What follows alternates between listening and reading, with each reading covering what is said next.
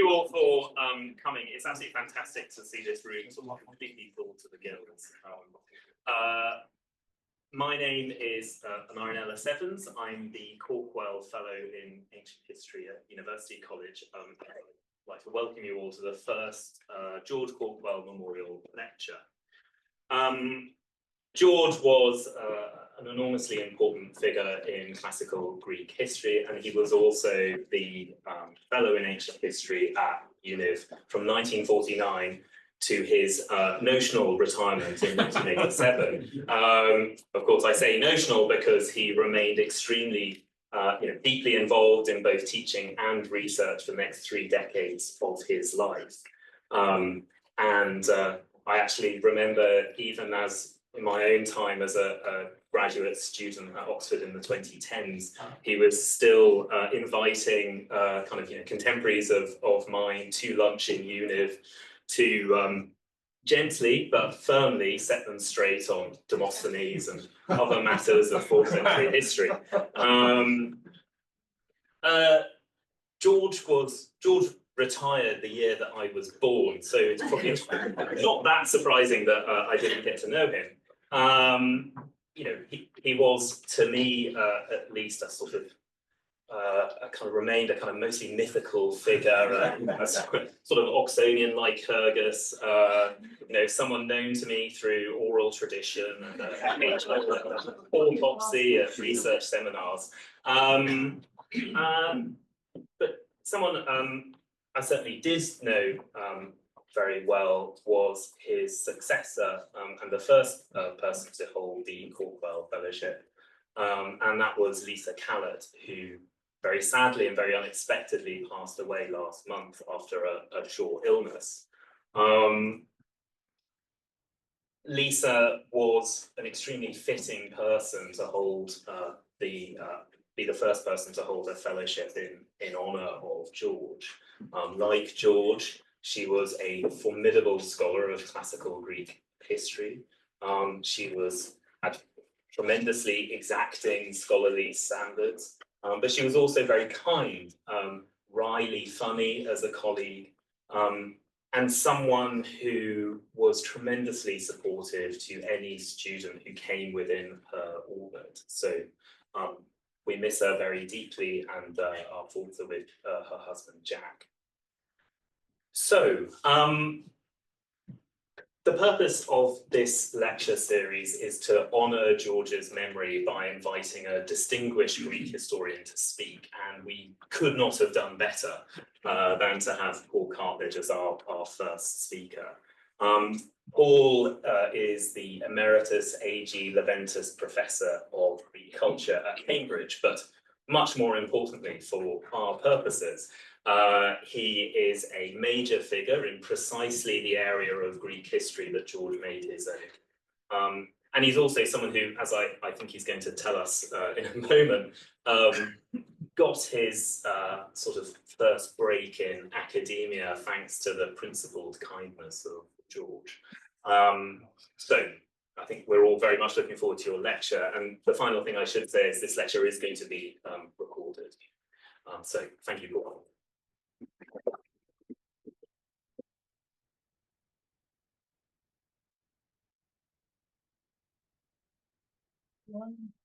Acoustics are quite good here, so you could have heard an hour in at the back. Yes, yeah. I'm going to use a mic though, if that's all right, just to save my voice. Master Valerie Amos, members of the Cawkwell family, members of the Univ family, and especially former pupils of George, and my generous and I hope not misguided inviter, Ioannou. Other colleagues, other friends, ladies, gentlemen, others. Thank you all so much for being here. This should be and will be a happy occasion. It's World Books Day, and yesterday New Zealand beat South Africa in the Cricket Champions Trophy. But in light of 2 recent sad losses to the community, I'm proposing to dedicate this inaugural George Cawkwell Memorial Lecture to the memory also of Margaret Pelling, wife of my dear friend and colleague Chris, and of Lisa Callett, about whom Anarin spoke, the inaugural Univ Cawkwell Fellow. When Anarin kindly invited me to deliver this inaugural lecture in the name of the one and only King George Cawkwell, I was, of course, utterly delighted to accept at once without a moment's hesitation. As one grows older, I'm now 77, going on 78, a mere boy in comparison to George, of course. One is better able to place in their true perspective, historical and otherwise, the genuinely epoch-making events and processes of one's own past life as a whole. One of those events, which grew into a process for reasons which I'll briefly, laconically try to set out below, was my election in early 1970 to a junior research fellowship at Univ. I'll come back to my title later.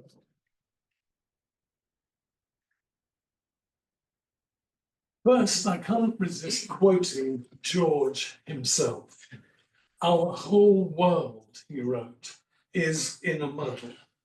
'Tis in hoc signo that we today, especially we Europeans, muddle on, and we hope and pray muddle through. That quotation comes from the work you see the cover of on the screen, posthumously published in 2023. George, in his own words, down the bottom there, is a veritable thesaurus of fact and opinion, liberally larded with literary allusion, that was assiduously collated and gently edited by his sadly late son, Tim. George and I did not agree always on everything, as I will be illustrating shortly. But on one major, broadly academic matter, and perhaps it's the most important aspect of academia, we were in total accord, namely the pedagogic. And as I've learned from reading A New Zealander in Oxford, almost in one sitting, we did agree on many other non-academic things too. Referendums, bad thing. Vladimir Putin, even worse. Anti-Semitism, among many others. But even I, who adore puns, have to yield precedence to George, the intemperate, the incorrigible, the inveterate punster. And again, I'll give you an example soon. But first I turn to another collection published to the honour and greater glory of George. It was compiled heroically by Rajiva Wijesina, with whom I was lucky enough to overlap. I never actually taught him during my time as a fellow of the Univ. In this collection, as I've already written at some length, about how, thanks to George, I came first to be associated with Univ in 1970. And I've written about how, thanks to that happy association, I owe my entire career, such as it has been and is, to George, among a mighty handful of my principal teachers and mentors. George Cawkwell of Univ was completed when George was still just with us in 2019, then aged 99, having been born in Auckland on St. Crispin's Day. I think that's so appropriate, 1919. So today I'm going to be very brief, even laconic, on the nature of that happy chance association of me with Univ. I was elected a Salvesen Junior Research Fellow in 1970. I checked the latest Univ record, and I believe that particular junior fellowship no longer exists. I'll say a bit more about it shortly. As such, I found myself teaching full-time Univ's third and fourth, that is final year, grade students, when I was only a couple of years older than they, and in just the second year of my own doctoral research, which I conducted under the supervision of John Boardman, who died only last May, aged 96. And of course, I did most of my research in the Ashmolean Museum just down the road. I found myself teaching undergrad students who surely had not had the slightest inkling that they would be subjected to my tender ministrations. And really, they were tender in the sense that I was then totally and utterly unversed in the delicate art of teaching. Lambs to the slaughter? I hoped not, but only they can say. My appointment in the first place was not without its shock element. In 1970, George wouldn't have known very much about what exactly I did believe on any particular ancient historical or historiographical issue. But at least one thing about me he would have known, that as an undergraduate studying Litam greats at New College in 1967 to 8, I had been tutored for ancient Greek history by one Geoffrey de Saint-Croix, a colleague whom it would not be too strong to describe as an enemy, politically and academically and mutually, though not personally. My old fiend, as George punningly called him. Broadly and crudely speaking, de Saint-Croix was very left-wing. George quite right-wing in their respective politics. Within Oxford, they differed mostly and mainly over the respective merits of Demosthenes and Philip of Macedon, and over the propriety of disrupting a rugby tour of England, including Oxford, by an apartheid South African Springbok touring team. Outside Oxford, though, they did agree on one very big thing, that states always act on what they consider to be their own best interests, regardless of moral considerations. Something that pained George greatly, Geoffrey less so. So there I was in 1970, a research fellow at Univ, the College of Shelley, of Beveridge, Attlee, and Harold Wilson, of Hawking, and of George Law Cawkwell, now 775 years young. It was then, and it still is, an extraordinary institution. And in 1970, it was at an exceptional juncture in terms of the quality of its master and its fellows. There it was that I endeavoured conscientiously to fulfil the pastoral requirements of my Salvesen fellowship, namely to mediate between the senior and junior common rooms, and to meet individually with every single member of the 1970 to 71 and 1971 to 72 freshman cohorts. Freshmen, of course, no women students then. I can vouch for the fact that so far as junior-senior member relations were concerned, the atmosphere at New College was far frostier than that at Univ. So crossing the High was for me the chance to take in a huge breath of much fresher social air.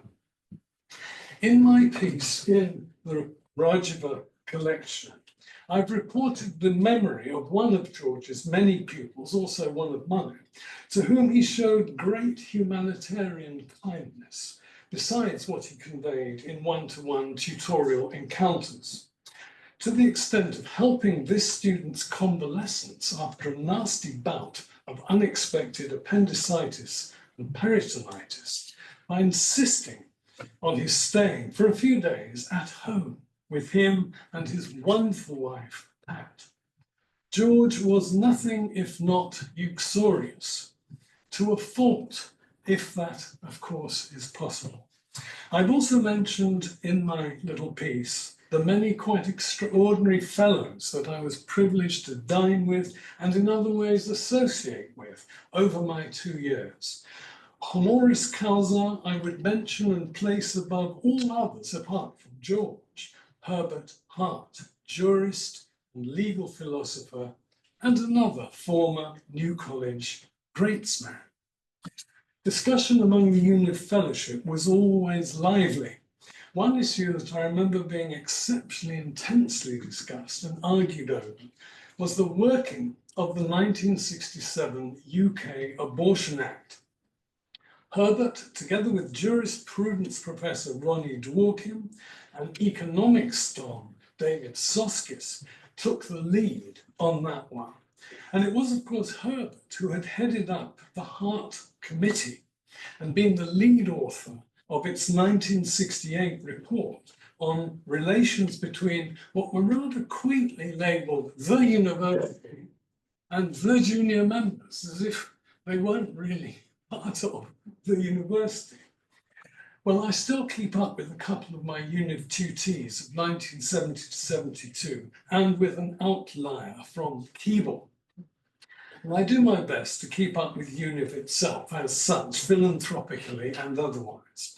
In return, in September 2018, the Development Office was kind enough to invite me, a New College peregrinus, to take part in the golden anniversary celebrations for the matriculating class of 1968, presided over magisterially by Master Ivor Crew, who is with us today.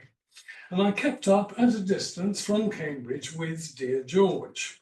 In 2014, I was lucky enough to attend, along with many former pupils and colleagues and other friends, about 200 of us in all, Univ's double celebration, both of George's 95th birthday and of his no fewer than 65 years then as a fellow.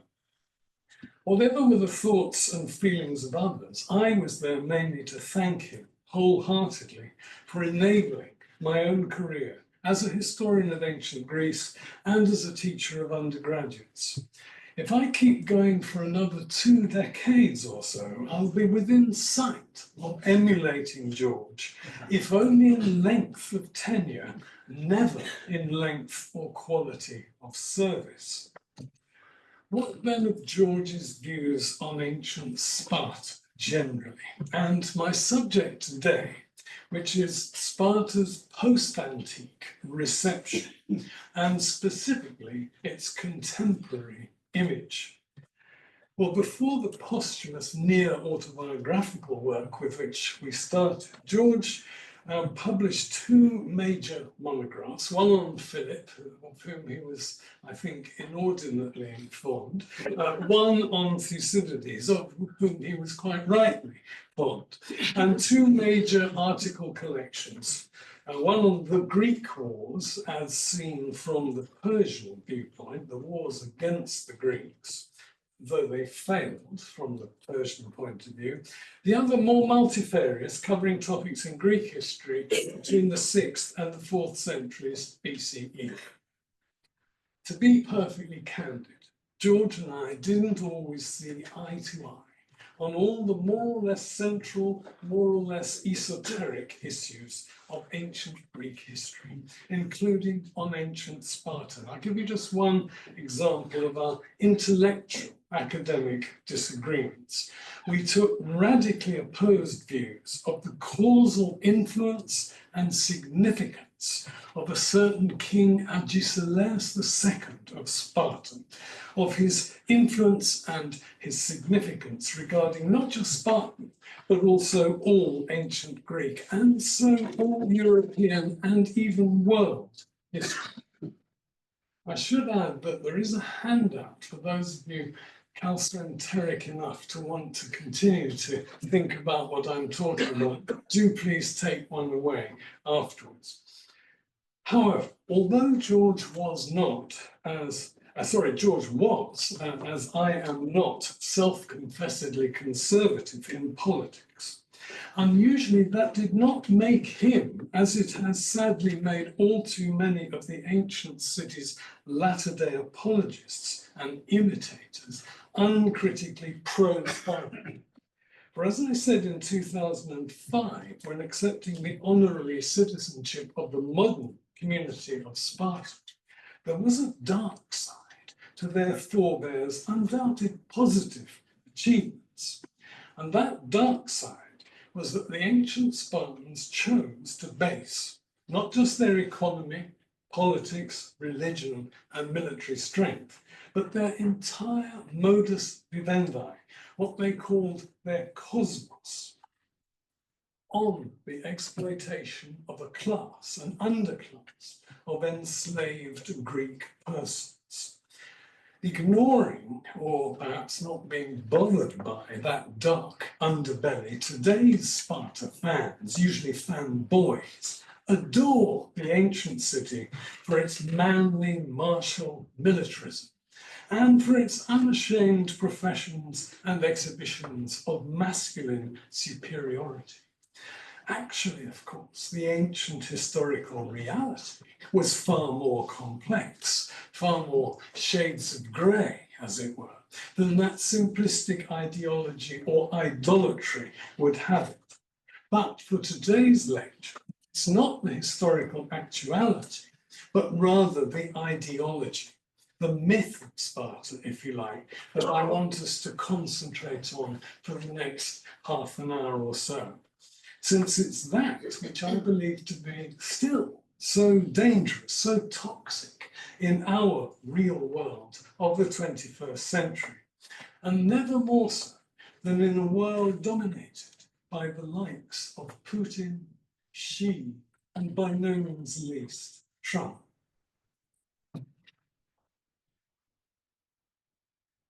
For the remainder of this talk, I'm going to go off script, off piste.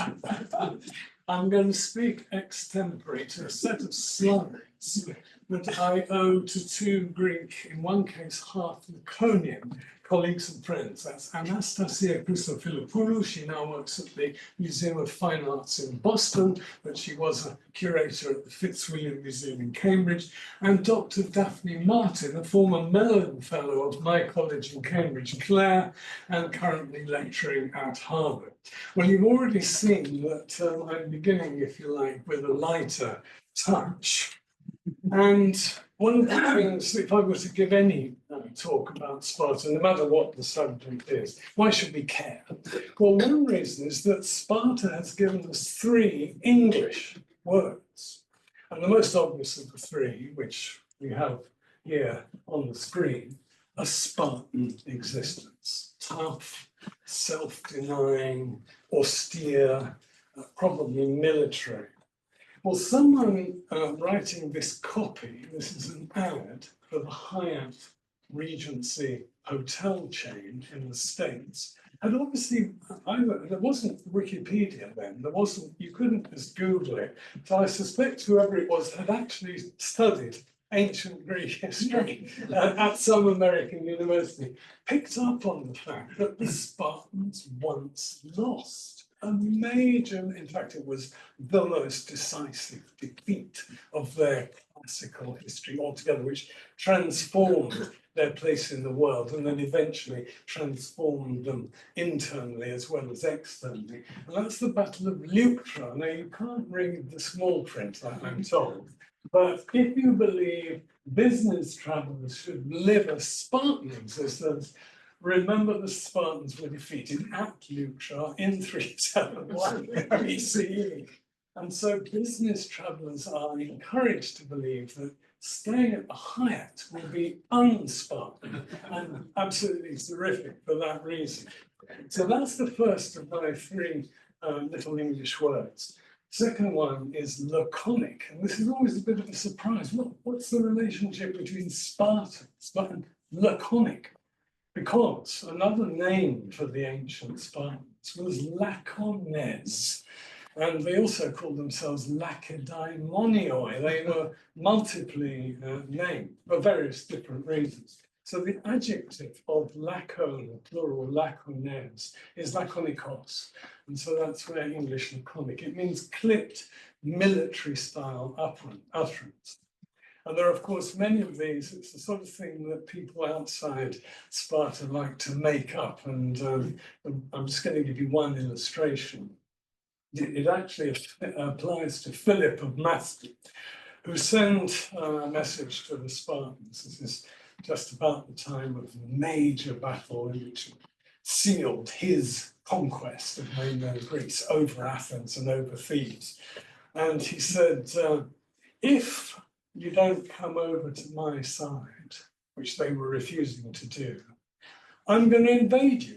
And that was a serious threat because Sparta had been invaded possibly 400 years before that utterance, and then very, very recently by the Thebans. So it was a real threat. Anyway, Spartans sent back a one-word message. Can anybody help me with what that might have been? Yes. Yes. Which happens to be the name of one of my favourite films, which happens also to have been shot and exhibited in 1968. There's a sort of theme, 1968, coming through here. Anyway, moving on. So I introduced Sparta, as I always would, by pointing out that on the one hand, on the other hand, fantastic achievements, often very positive, based on a not so admirable underbelly, an underclass. And here they are, the dark side that helps. And so this is a strip cartoon, and it plays on laconic, laconian, a helot, not so laconic. And there is a point behind that.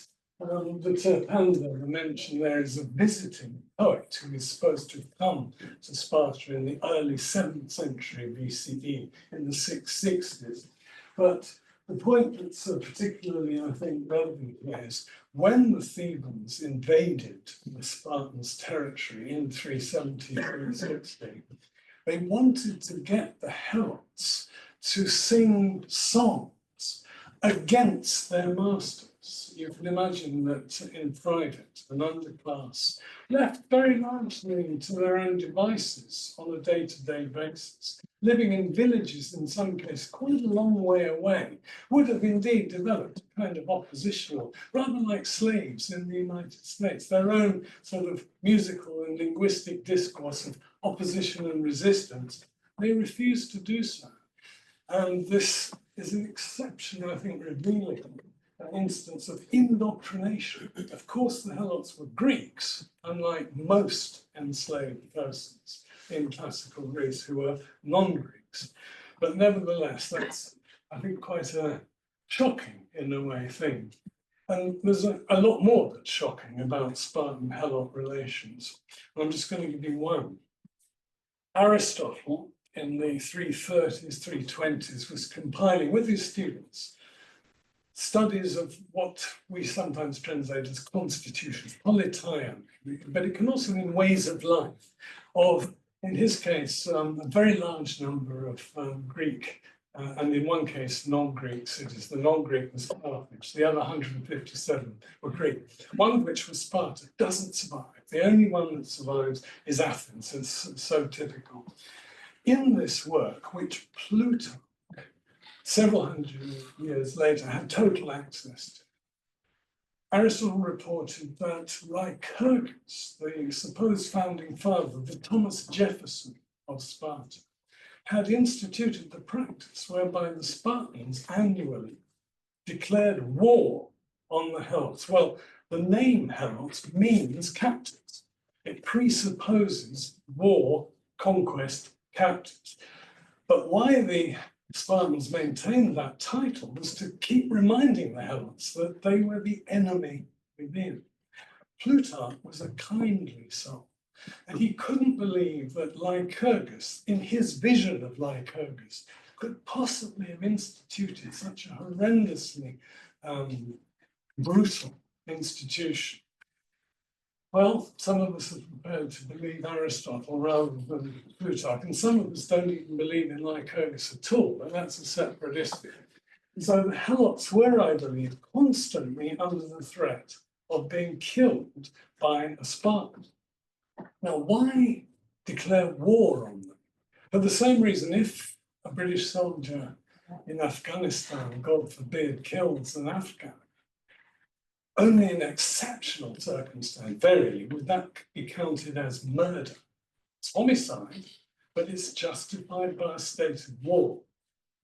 Spartans declare war, meaning Spartan kills the Helot. He is not thereby guilty of murder and all the associated pollution, the miasma that goes with that. And it's an example of the Spartans' really calculated brutality. I can't emphasize that too much because I'm going to say some nice things about the Spartans, and I admire them in certain ways enormously. And I believe that their contribution to civilization, including what I know is very unfashionable to call Western civilization, has been absolutely indispensable. So, I don't know if any of you here are marathoners, ultra marathoners. There is a historical event lying behind this, and it's somewhat ironical because it goes back to the time of the Battle of Marathon. So we're in 490 BC, BCE. Persians come up, sent a fleet. The Athenians want the best land troops in the whole of mainland Greece on their side, and ideally on the battlefield with them to resist the Persian invaders. So they send the word in Herodotus is hemerodromes, means a day runner. And I think that means somebody who runs all day, including all night. They dispatched him from Athens, and the distance from Athens to Sparta, still today, is about 150 miles, about 250 kilometers, or 6 marathons. And the runner chosen was also, of course, a diplomat. His mission was to persuade the Spartans to send a task force to help the Athenians resist the Persian onslaught. The man's name is disputed. It's either Pheidippides or Philippides. Doesn't really matter. Herodotus says he arrived in Sparta from Athens on the 2nd day, which I take to mean, in our time reckoning, more than 24 hours later, less than 48 hours later. So to do 6 marathons in that time would have been a considerable, pardon the pun, feat. In his memory, in his honor, I'll explain why it's ironical, but this is Sparta, sure. In his honor was instituted in 1982, thanks to the initiative of a member of the RAF, that is the British Royal Air Force, a race, an ultra marathon, 150 miles, 250 kilometers, Athens to Sparta. And the guy who holds the record still, and he achieved it a long time ago, it's almost divinely named. Yannis, well, Saint Yannis, Yannis, is prodromos in biblical terms, he who runs before. Yannis, Kouros. Kouros means young man. So he's a young man divinely appointed to run before. And he comes from Tripolis, which is central Peloponnese, Greece, Arcadia. And he ran it in 20 hours, 25 minutes, 6 marathons consecutively in 20 hours, 25. That record still stands. And the route is roughly traced on the left there. The irony is, yes, Philippides persuaded the Spartans to send a force, but the Spartans said, we're terribly sorry, we're in the middle of a religious festival, the moon is in the wrong phase. As soon as that's all sorted, we'll send the force. They, by forced marches, got to Athens, got to Marathon the day after the battle. Meaning that Sparta has no part, actually, in one of the, dread word, iconic, but nevertheless deeply symbolically significant episodes in 5th century BC Greek history, which then knocked on, if you believe that the Parthenon is in some way significantly Marathonian. I can talk to anybody afterwards if they'd like to. They were no part of Marathon except to praise the Athenians for having won. So there is the record holder.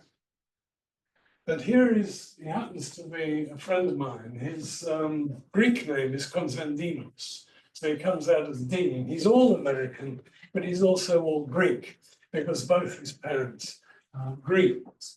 And here he is, running as he runs with shoes, not with sandals, but, well, shall we say, heroically nude. And he took part in the Spartathlon once. I mean, he literally almost killed him. And he then took part in it again. And again, he had a really tough time. But he's famous. He's called Mr. Ultramarathon Man. He once upon a time ran a marathon in each of the 50 United States on consecutive days. And Hawaii is, I believe, by a quite fast jet, something like 8 hours to the west of California. So he would have been jet lagged as well as everything else completing that. But he's a lovely guy, and he's written a book called The Road to Sparta, and it's a reimagining of what it would have been like to be Philippides or Phidippides. In other words, he wouldn't have just emerged from nowhere. There must have been a kind of school of trained long-distance runners who would serve as heralds. So they must be not just physically fit, but also mentally and rhetorically fit. And he's wearing there an olive wreath, which is what people who complete the Spartathlon name. It's the prize for Spartathlon in 2014. So we move on now. The next few slides are all about an episode which, again, ironic, because it was a defeat, nevertheless is one of those defeats which, as Montaigne said, for example, in the 16th century, are like a victory because their consequences are so positive. And I'm referring, of course, to Thermopylae, the Mopili, the hot gates, right up in the north, which, well now, what you see here is an ideal image of Leonidas, modern Greek spelling, Leonidas, American pronunciation, or Leonidas, as we English call him. And this you'll see shortly is calqued upon an earlier modern bronze, which itself is calqued upon an original 5th century Greek marble statue, what remains of it. And I draw your attention just to 2 words below this statue, which is, by the way, located right at the end of Sparta's main drag, the Konstantinos Palaiologos Avenue. And behind is the stadium. So as you go down it, and if you're running, you're doing the Spartathlon, you end up here. 2 words, Molo and Leme.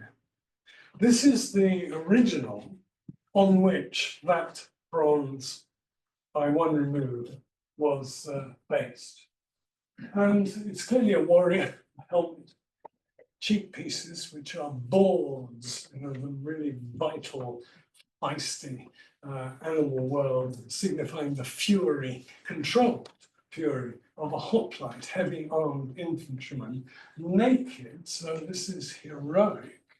And there is, in fact, an issue, whether or not this represents a human being or a superhuman being, either a god or an ex-human being, a hero.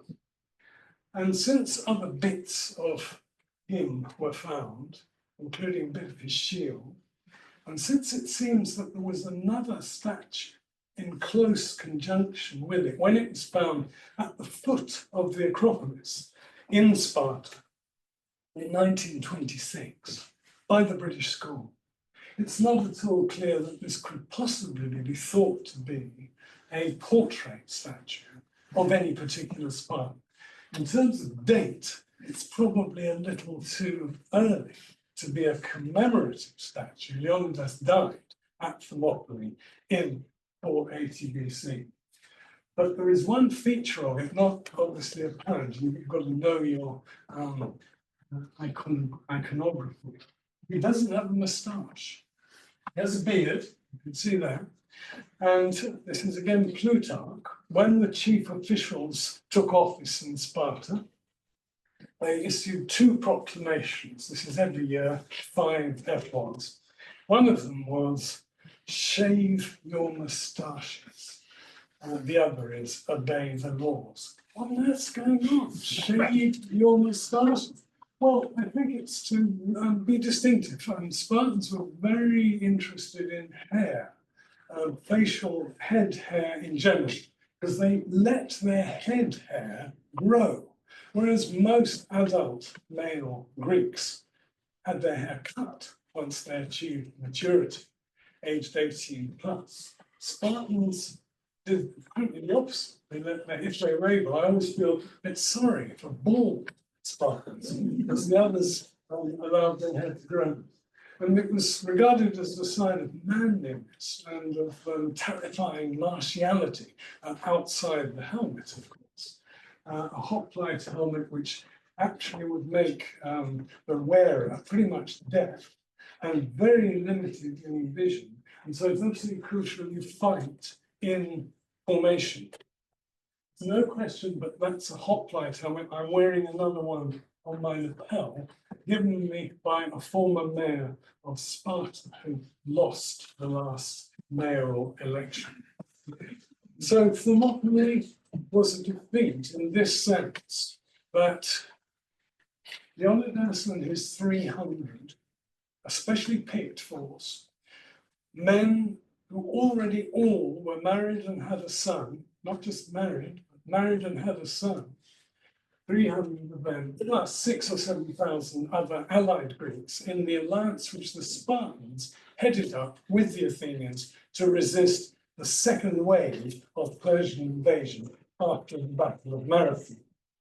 It was a defeat, inevitably. Just the Spartans fought particularly bravely to hold up things, and they inflicted great damage on the enemy. And it's in that sense that Leonidas, the real Leonidas, sacrificed himself, not just for Sparta, because there were Spartans who thought it was crazy to get involved in any fighting, even north of the Isthmus, so not to help Athens directly. But he said, no, no, I've got to go there. And I've got to lead this allied force, which he did. So here's the original on which the Spartan version is based. And this is at Thermopylae, the actual site of the battle, Thermopylae. And it was erected at the expense of a bunch of Laconians. In other words, emigre Greeks, many from Laconia, ended up in North America. And we're in 1955, which is just 6 years after the Civil War. And, well, Laconia, according to some, shall we say, more liberal Greeks, is Laconia, which is a rather insulting way of saying stupid Laconia, because they are royalist, almost, well, they were, to almost the last man. Constantine, when he was formally exiled by the Greek state, had a very loyal following of Constantini in Laconia, actually Githyon, which is the port of Sparta. So this is royalist Laconians from abroad, registering their hatred of communism on the one hand. Those of you perhaps who've seen the film The 300 Spartans, to which I'm going to come back, will remember that anti-communist Sparta was quite firmly locked together in the 50s and early 60s. And then again, I drew your attention, Molo Leve. I'll come back to that. The Spartans, as I've said, with the Athenians, headed up the resistance to the Persians heroically.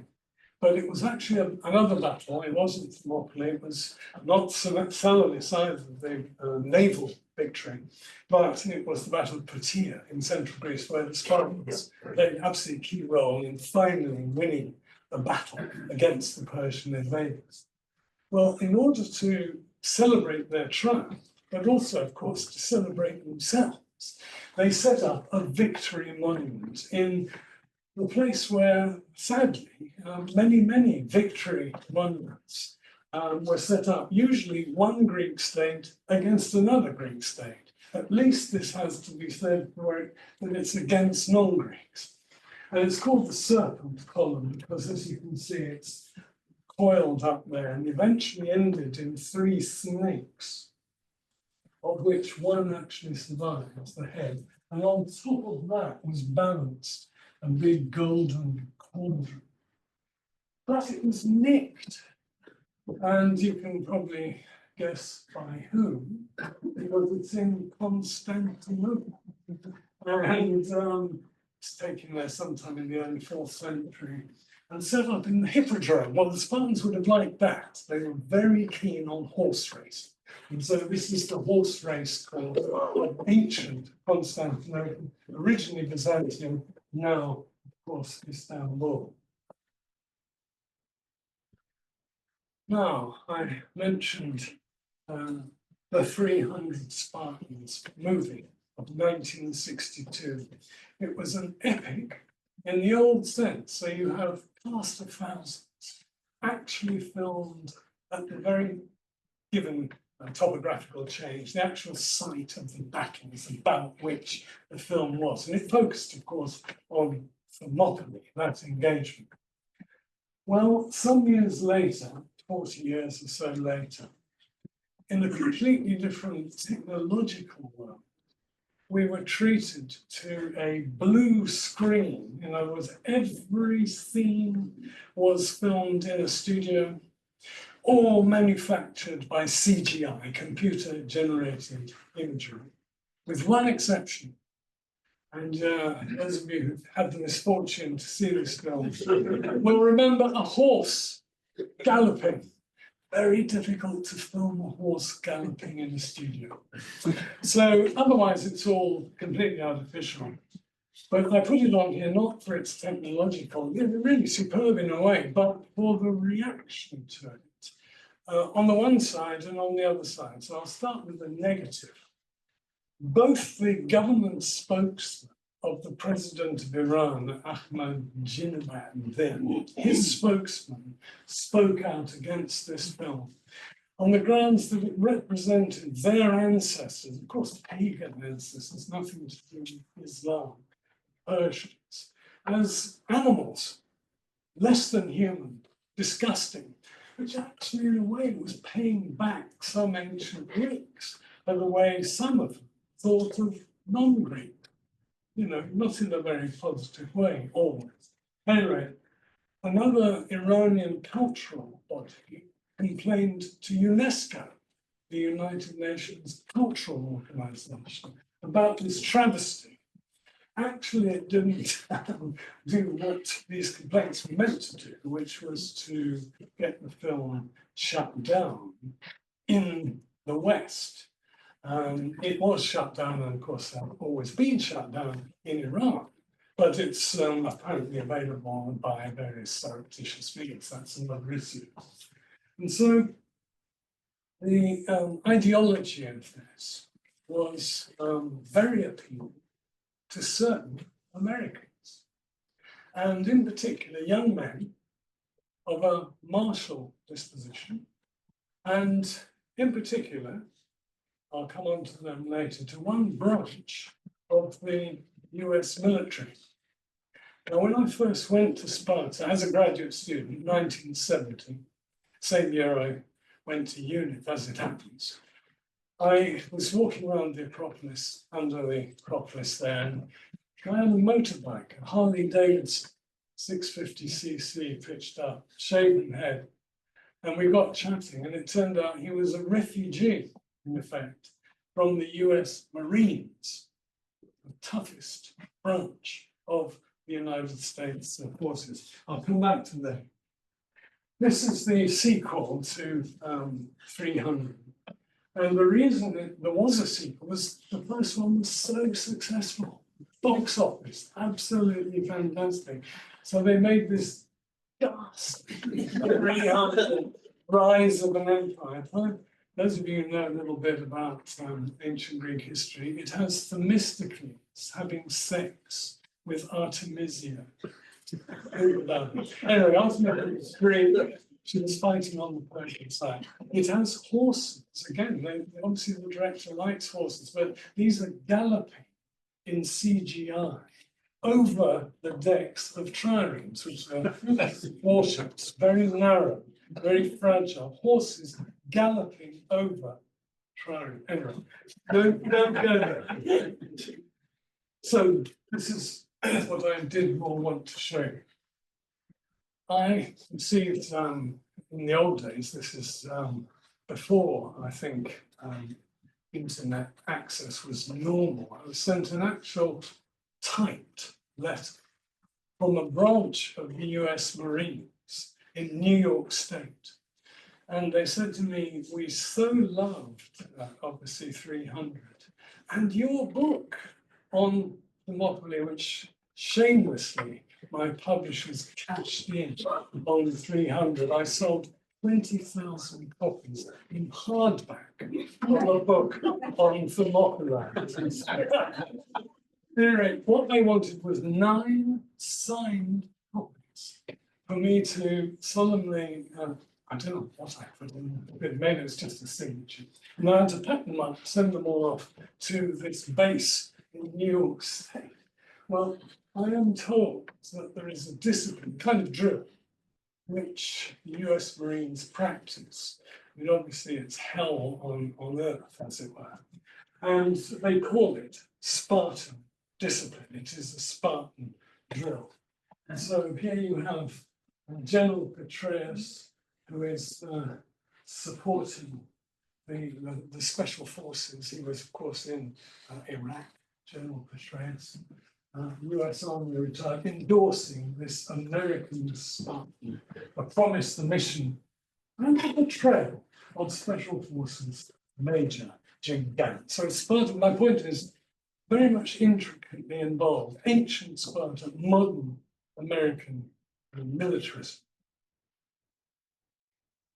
So I've several times mentioned Molo Labi, and now, insofar as I've been able to be a tool light, the dark now takes over in the next few slides.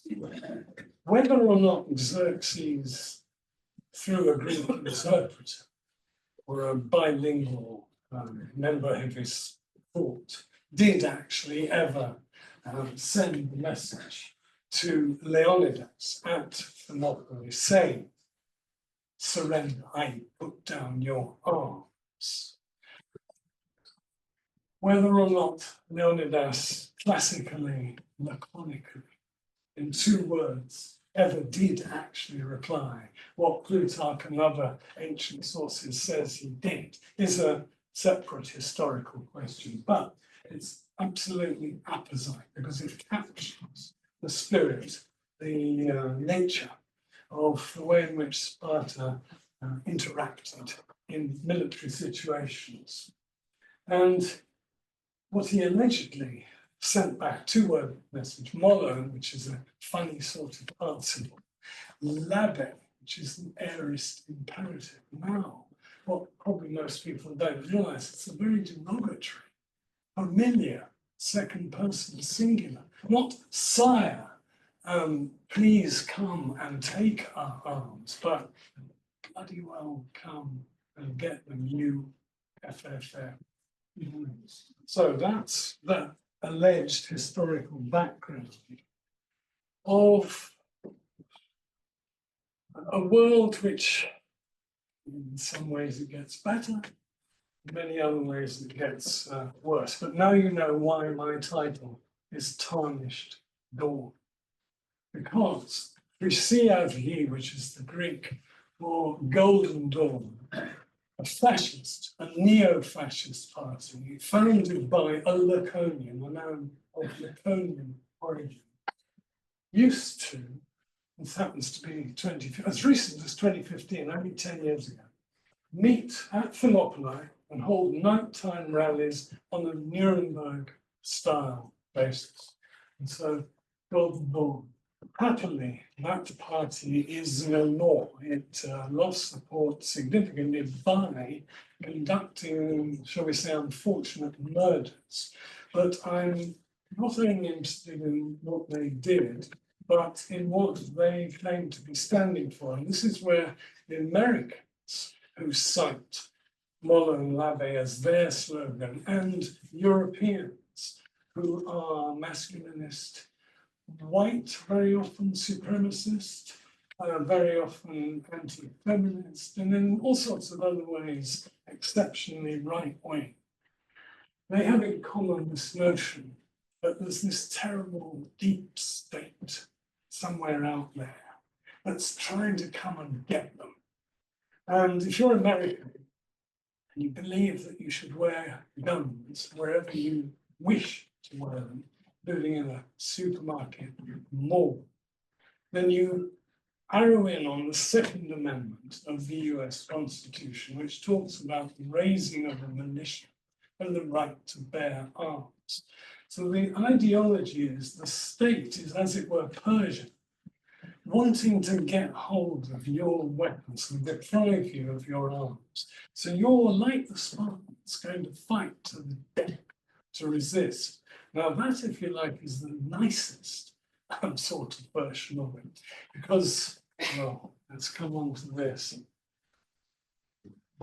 As December the 7th, 1941, which Roosevelt said was the day that would live in infamy. For me, I wasn't born, I wasn't alive in 1941. But on January the 6th, 2021, I believe there was an equally or comparably horrendous day of infamy at the US Capitol. And of course, I'm selective, singling out a relatively few members of that mob that invaded the Capitol and caused, indirectly, directly, at least 5 deaths, including of state officials at the very heart of American governmental democracy. I've singled out why I'm wearing the sort of helmet that I have on my lapel, because this particular group, the Proud Boys, there are a number of others, they're gangs, but they're a particularly strong version of the sorts of things I've been talking about, masculinism, white supremacism, with all those sorts of things. And so I suppose my message is, since that guy you see on the screen, if he survived, and I imagine he did, and if he was found guilty by due legal process and imprisoned, he was pardoned not long ago by the President of the United States. So it's okay to attack the Capitol, cause indirectly or directly the deaths of state officials, and then you can get off scot-free. To me, this is deeply worrying, and that's long before what happened last week in the Oval Office, Zelensky, the reshifting now of alliances. And so, as George said, we are, the world is in a muddle. So I'm just going to conclude now. As George wrote in a tribute to my Salvesen predecessor, Dr. Leslie Mitchell, colleges need their senior fellows. No Univ fellow was more senior or more needed than George. So I'd like to end by quoting a few lines from a poem entitled Holidays by Henry Wadsworth Longfellow. George loved and loved quoting from memory a wide range of poetry. And though he much disliked the word holidays, he did love Longfellow. And here are the few lines. These tender memories are a fairy tale of some enchanted land we know not where, but lovely as a landscape in a dream. Vivat et floriat Georgii memoria. If you have been, thank you for listening.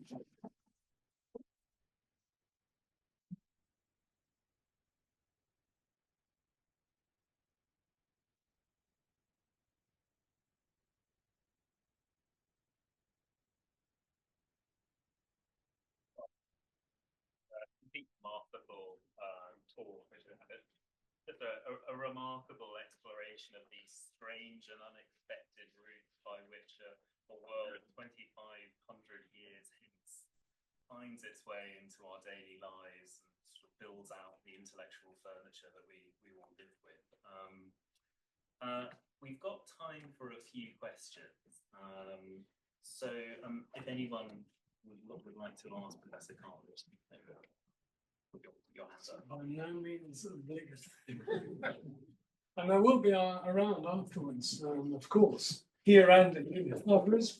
Yes, at the back, yeah.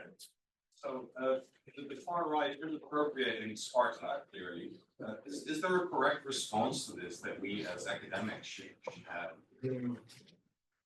Well, the answer is yes and no. In other words, as academics, all we can do is what I tried to do is, as it were, call them out and sensitize our students and ourselves if they're studying in Sparta.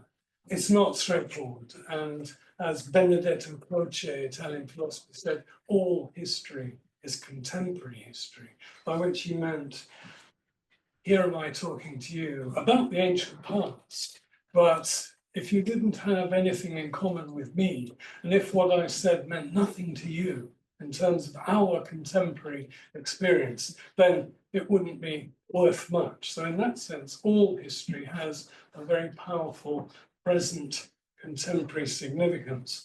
But there is, as it happens, a body.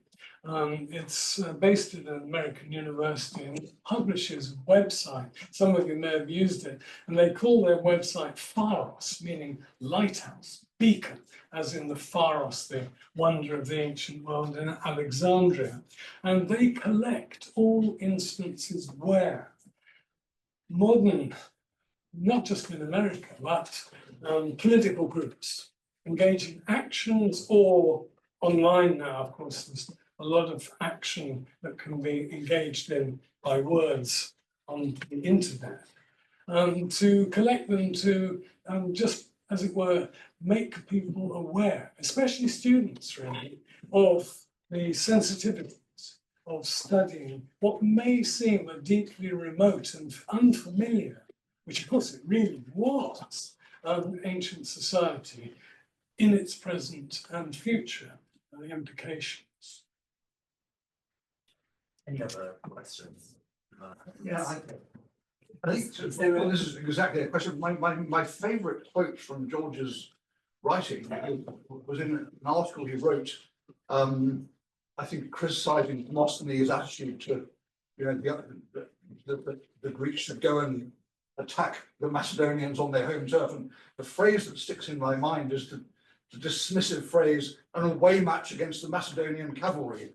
And the reason that that so captures the essence of George is that his two formative experiences were military experience in the Pacific, which, as far as I know, he never talked about, and his sporting heritage, as I think when he died, he was the oldest living Scottish rugby international. Bizarrely, admittedly, he only played for them once. Yes, exactly. He played, and it was in Paris. But his mother was Scottish. That's right. But he played rugby for Auckland in New Zealand. Absolutely. No, he was Scotland. It's a funny one.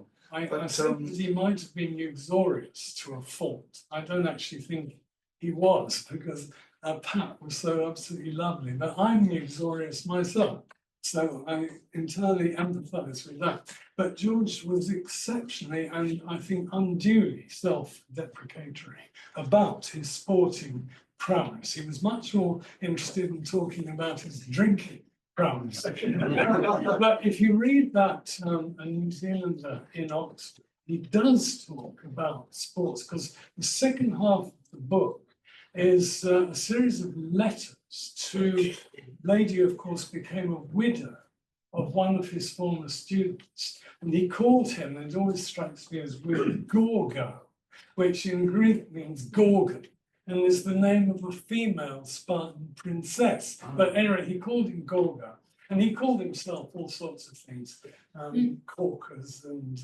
whatever. He spelt it sometimes Corkers and that sort of thing. But he apparently was more proud of his cricketing ability than he was of his rugby prowess. But nevertheless, he was a superb sportsman, obviously, completely right. And he did, as you say, as a very young man, fight in the Pacific arena of the Second World War. And he is very self-deprecating about the role he played, but he very nearly, as they used to say, bought it. And he was very nearly killed fighting. And then when he came to Oxford immediately after the war as a Rhodes Scholar, the first thing, this is well known to many of you, I'm sure, but a first night in Christchurch, a porter knocks on his door late at night, and that's going on. George, Mr Cawkwell, he would have said, "You are a father," because his first son was born on the first night. So you're asking, what was George doing living in college? That's how he lived for a couple of years. I mean, the world then totally different from anything any of you, probably, or most of you, will ever have experienced. Perhaps one more question. I wondered whether one of your later slides was going to be a topless Putin on horseback. Yes. Is there any evidence for an appropriation of Spartan culture and Not rites to my in knowledge. Sparta? No, that's a very, I know exactly the picture you mean, on horseback. And of course, the Spartans rather despised cavalry, because they themselves fought on their two legs, and they deputed to either they're called perioikoi, outlanders, people who live around, they're not full Spartans. The cavalry was, they owned the horses, they raised the horses, but they raced the horses rather than rode them into battle themselves. So they would have looked on Putin's self-adulation and self-promotion with a weather eye. We grilled you in the questions, we grilled you in the room. I think now is the time to give you your due, and by all means, people still have questions, come and ask Paul afterwards. But thank you once again.